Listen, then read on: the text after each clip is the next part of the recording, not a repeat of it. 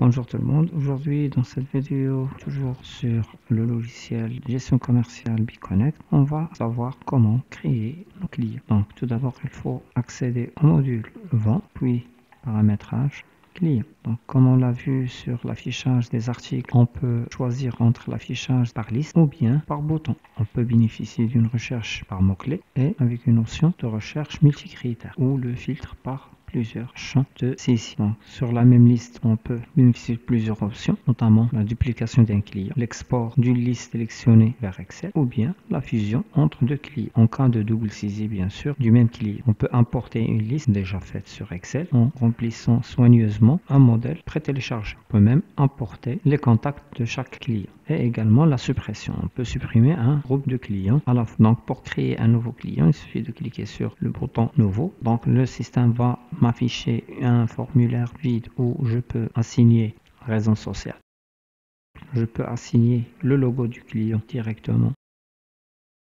Donc, dans la partie contact et adresse, je peux mentionner l'adresse du client, téléphone fixe, le fax, GSM, email, l'adresse postale et le site web. Je peux l'attacher à la ville. Donc, comme on l'a vu sur les autres fiches de saisie, notamment famille, marque et article, je peux juste mentionner la première lettre. Le système va me donner une proposition par rapport à la ville voulue. Si je ne dispose pas de la ville sur ma liste, je peux l'intégrer directement à partir du bouton plus. Donc, je peux mentionner le pays, par exemple Maroc, et le nom de la ville, par exemple quartier. Toujours, je peux rajouter le quartier à partir du bouton plus, la zone également. Et j'ai ici une zone où je peux faire un descriptif détaillé du client en mentionnant les informations nécessaires et globales du client. Dans la partie information globale, je peux l'assigner à un commercial, par exemple.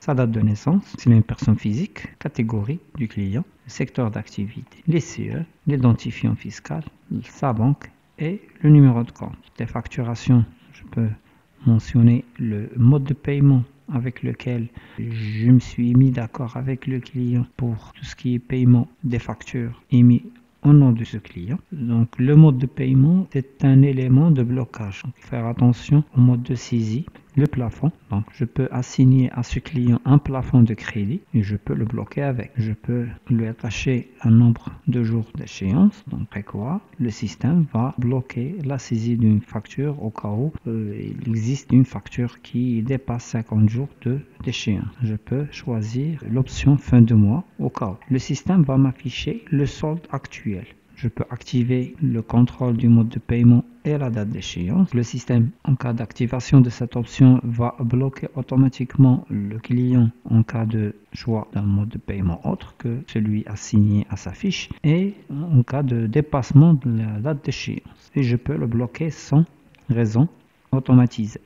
C'est un blocage manuel.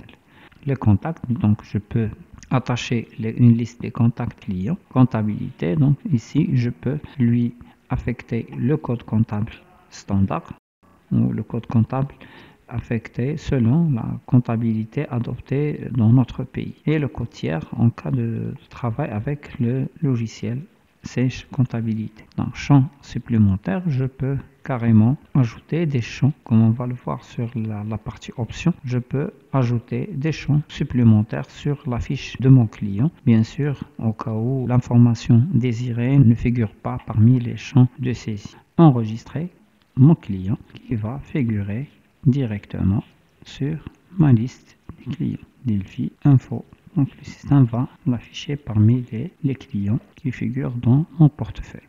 Et après l'enregistrement, je peux après revenir à ma liste de contacts pour pouvoir créer les contacts désirés. Donc en assignant bien sûr la civilité, l'option du contact du client, le nom et le prénom, téléphone, le GSM et l'email. Donc sur ce, je vous souhaite un agréable moment sur notre chaîne et à bientôt.